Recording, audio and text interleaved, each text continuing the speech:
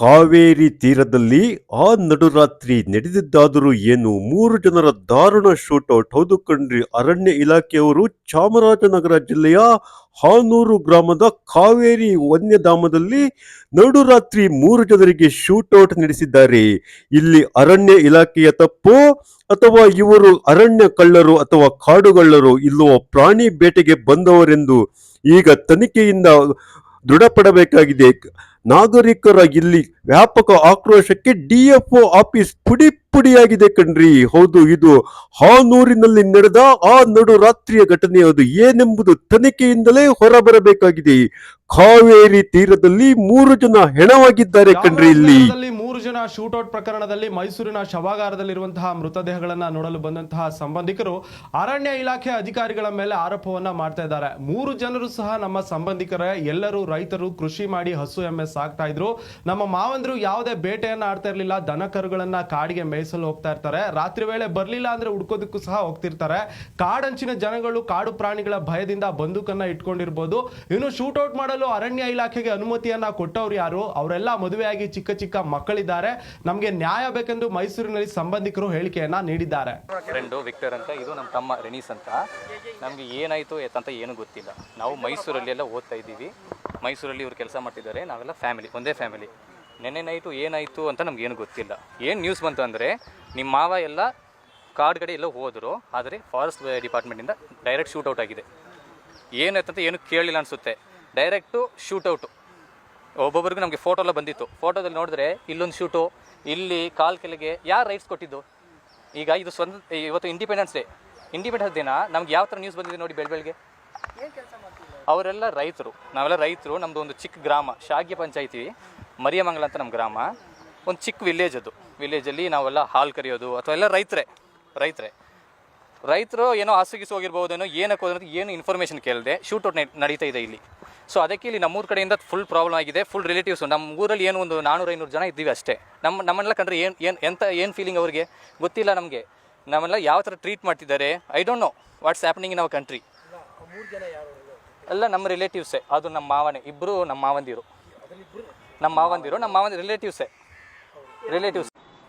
ಇಂದು ಬೆಳಿಗ್ಗೆ ಚಾಮರಾಜನಗರ ಜಿಲ್ಲೆ ಹನೂರು ತಾಲೂಕಿನ Hanur range Kaveri wild life ಸ್ಯಾಂಕ್ಚುರಿಯ ಒಂದು ಕರಡಿಕಲ್ ಒಡ್ಡು ಅಂತ ಆ ಜಾಗದಲ್ಲಿ ಫಾರೆಸ್ಟ್ ಏನು ರೇಂಜರ್ಸ್ ಫಾರೆಸ್ಟ್ ಆಫೀಸರ್ಸ್ ಇರ್ತಾರೆ, ಅವರುಗಳು ಕಾಡಿಗೆ ಬಂದಂತಹ 4 ಜನ ಅವ್ರ ಮೇಲೆ ಫೈರಿಂಗ್ ಮಾಡಿದ್ದಾರೆ ಅಂತ ಒಂದು ಮಾಹಿತಿ ಬರ್ತದೆ.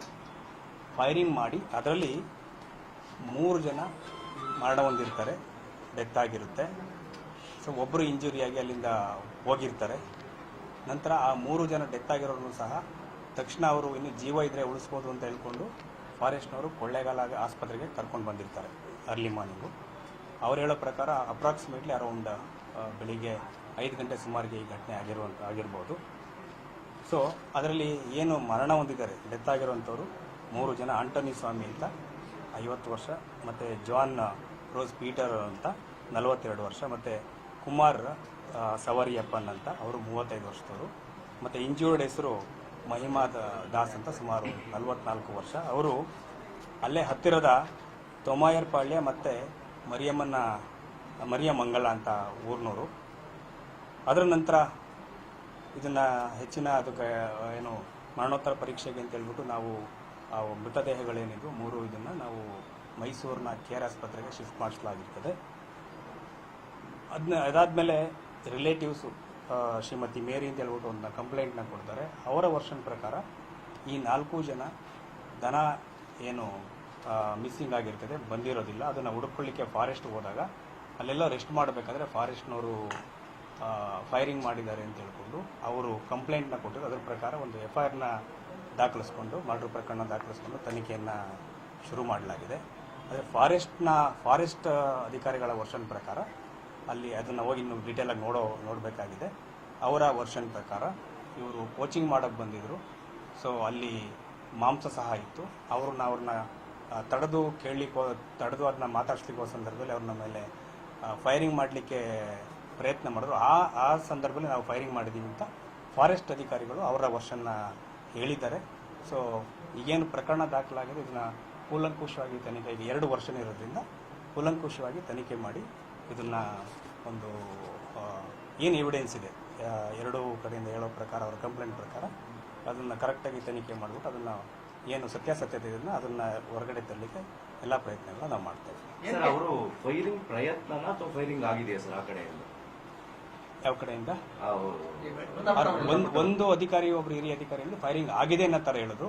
ಹಾಗಾಗಿ ನಾವು ಅದನ್ನು ಕೂಲಂಕುಷವಾಗಿ ಅಲ್ಲಿ ಹೋಗಿ ತನಿಖೆ ಮಾಡೋ ತನಕ ನಾವು ಕರೆಕ್ಟಾಗಿ ಹೇಳಲಿಕ್ಕೆ ಆಗೋದಿಲ್ಲ. ಬಟ್ ವೆಪನ್ಸ್ ಅವ್ರ ಹತ್ರ 2 DBBL ವೆಪನ್ಸ್ ಇತ್ತು, ಅದನ್ನು ಸಹ ಫಾರೆಸ್ಟ್ ಅವ್ರನ್ನೇ ವಶಪಡಿಸ್ಕೊಂಡು ಅವ್ರ ವಶದಲ್ಲಿದೆ. ಸ್ವಲ್ಪ ಮಾಂಸ ಸಿಕ್ಕಿದೆ ಅಂತ ಹೇಳಿದ್ರು, 1-2 ಚೀಲದಲ್ಲಿ.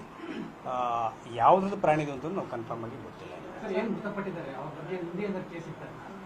ಅದನ್ನ ಇನ್ನು ಸ್ವಲ್ಪ ಚೆಕ್ ಮಾಡಿ ಹೇಳ್ತೀವಿ, ಪ್ರಕರಣ ಇದ್ರೆ ಚೆಕ್ ಮಾಡಿ. ಇವ್ರ ಮೇಲೆ ಏನು ರಿಲೇಟಿವ್ಸ್ ಕೊಟ್ಟಿದ್ದಾರೆ, ಯಾರು ವಿಕ್ಟಿಮ್ಸ್ ಇದ್ದಾರೆ, ಡಿಸೀಸ್ಡ್ ಯಾರು ಇದ್ದಾರೆ, ಅವರ ರಿಲೇಟಿವ್ಸ್ ಕೊಟ್ಟಿರುವಂಥ ಪ್ರಕರಣ ಮರ್ಡರ್ ಪ್ರಕರಣ ದಾಖಲಾಗಿದೆ. ಅವರು ಏನು ಅರಣ್ಯಾಧಿಕಾರಿಗಳು ದೂರು ಕೊಟ್ಟಿದ್ದಾರೆ ಸರ್? ಇಲ್ಲ, ಅರಣ್ಯಾಧಿಕಾರಿಗಳು ನಮ್ಮ ಹತ್ರ ದೂರ ಏನು ಕೊಟ್ಟಿಲ್ಲ. ಅವರು ಏನಾದರೂ ಪ್ರಕರಣ ಅವ್ರಿಗೂ ಸಹ ಪವರ್ಸ್ ಇರ್ತದೆ ಪ್ರಕರಣ ದಾಖಲಿಸಿಕೆ ಮಾಡಿರುವುದನ್ನು, ಬಟ್ ಇಲ್ಲಿ ದೂರ ಅವರು ಕೊಟ್ಟಿಲ್ಲ. ಯಾರೆಲ್ಲ ಹೋಗಿದ್ರು ಅರಣ್ಯಕ್ಕೆ ಅಂತ? ಅರಣ್ಯಾಧಿಕಾರಿ ಇಲ್ಲ, ಅದ್ರ ಬಗ್ಗೆ ನಾವು ಡೀಟೇಲ್ಸ್ ತಗೋಬೇಕಾಗಿದೆ. ಇನ್ನು ಹ್ಯಾಂಡ್ ಓವರ್ ಮಾಡಿಲ್ಲ. ಅವರು ಫ್ಯಾಮಿಲಿಯವರು ಅವ್ರು ಬೇಕಿರೋದು ಡಿಸ್ಕಸ್ ಮಾಡಿಕೊಂಡು ಕಂಪ್ಲೇಂಟ್ ಕೊಡಲಿಕ್ಕೆ ಸ್ವಲ್ಪ ನಿಧಾನ ಆಗಿದ್ದರಿಂದ, ಬೆಳಿಗ್ಗೆಯಿಂದನೂ ಕಂಪ್ಲೇಂಟ್ ಕೊಡಲಿಕ್ಕೆ ಹೇಳಿದ್ವಿ, ಬಟ್ ನಿಧಾನ ಆಗಿದ್ದರಿಂದ ಸ್ವಲ್ಪ ಹೊತ್ತಿಂದ FIR ಆಗಿದೆ. ಹಾಗಾಗಿ ತನಿಖೆ ಶುರು ಮಾಡಿದಾಗ ಸ್ಪಾಟ್ ಮಾರ್ಜರ್ ಇರುತ್ತೆ. ಅದಾದಮೇಲೆ ಫಾರೆಸ್ಟ್ ಅಧಿಕಾರಿಗಳು ಏನೇನು ಸೀಸ್ ಮಾಡಿದ್ದಾರೆ, ವೆಪನ್ ಸೀಸ್ ಮಾಡಿದ್ದಾರೆ ಅಂತ ಹೇಳ್ತಾ ಇದ್ದಾರೆ. ಅದನ್ನೆಲ್ಲನೂ ಸಹ ನಾವು ವೆರಿಫೈ ಮಾಡಬೇಕು. ಸರ್, ಎಷ್ಟು ಜನ ಫಾರೆಸ್ಟ್ ಆಫೀಸರ್ಸ್ ಹೋಗಿದ್ರು ಅದನ್ನ ಮಾಹಿತಿ ಇದೆಯಾ? ಫಾರೆಸ್ಟ್ ಆಫೀಸರ್ಸ್ 4 to 5 ಮೆಂಬರ್ಸ್ ಅಂತ ಹೇಳಿದ್ದಾರೆ. ಇಲ್ಲ, ಇಲ್ಲ, ಅಧಿಕಾರಿಗಳು, ಅರಣ್ಯ ಇಲಾಖೆ ಅಧಿಕಾರಿಗಳು ಅಂತ ಕೊಟ್ಟಿದ್ದಾರೆ. ಈ ಬಾರ್ಡರ್ಗೂ ಇನ್ಸಿಡೆಂಟ್ ನಡೆದಿರೋ ಜಾಗಕ್ಕೆ ಎಷ್ಟು ದೂರ ಇದೆ? ಯಾವ ಬಾರ್ಡರ್? ಫಾರೆಸ್ಟ್ ಬಾರ್ಡರ್ಗೂ ಮತ್ತೆ ಇನ್ಸಿಡೆಂಟ್ ನಡೆದಿರೋ ಜಾಗ ಬಟ್ ಭಾಳ ಡೀಪ್ ಇಂಟೀರಿಯರ್ ಇದೆ, ಸುಮಾರು ಒಳಗಡೆ ಇದೆ. PM ಇನ್ನೂ ಆಗಿಲ್ಲ. ಏನಾಗಿದೆ, ಈ ಕೇಸು ದಾಖಲಾಗಲಿಕ್ಕೆ ಅವ್ರ ಕಂಪ್ಲೇಂಟ್ನ ಕೊಡಲಿಕ್ಕೆ ನಿಧಾನ ಆಗಿದ್ದರಿಂದ ಈಗ ಅದಾದಮೇಲೆ FIR ಆದಮೇಲೆ ಬಾಡಿ ಇನ್ಕ್ವೆಸ್ಟ್ ಅಂತ, ಅಂದರೆ ರಿಲೇಟಿವ್ಸ್ ಪ್ರೆಸೆನ್ಸಲ್ಲಿ ಮಾಡಬೇಕಾಗ್ತದೆ. ಇನ್ಕ್ವೆಸ್ಟ್ ಮಾಡಲಿಕ್ಕೆ ರಿಲೇಟಿವ್ಸ್ನ ಕರ್ಕೊಂಡು ನಮ್ಮ ಅಧಿಕಾರಿಗಳು ಮೈಸೂರಿಗೆ ಹೋಗ್ತಾ ಇದ್ದಾರೆ. ಅದು ಬಾಡಿ ಇನ್ಕ್ವೆಸ್ಟ್ ಆದಮೇಲೆ ಪೋಸ್ಟ್ ಮಾರ್ಟಮ್ ಆಗುವಂಥದ್ದು. ಇವತ್ತೇ ಆಗುತ್ತೆ. ಡಾಕ್ಟರ್ಸ್ ಮಾತಾಡಿದ್ದೀವಿ, KR ಹಾಸ್ಪಿಟಲ್. ಕೆಲವರು ರಿಸೀವ್ ಮಾಡ್ಕೊಳ್ಳಲ್ಲ ಅಂತ ಇದ್ದಾರೆ. ಅದನ್ನು ನೋಡೋಣ, ಈಗ ನಮ್ದೇನು ಪ್ರೊಸೀಜರ್ಸ್ ಇದೆ ಮಾಡ್ತೇವೆ. ಈಗ ಡಿಮ್ಯಾಂಡ್ಸ್ ಏನಿದೆ ಸರ್? ಪ್ರತಿಭಟನೆಗಳು ಮಾಡ್ತಾ ಇದ್ದಾರೆ ಅವ್ರಿಗೆ. ತನಿಖೆ ಬಗ್ಗೆ ನಾನು ಮಾತಾಡ್ತೀನಿ, ಡಿಮ್ಯಾಂಡ್ಸ್ ಬಗ್ಗೆ. Thank you.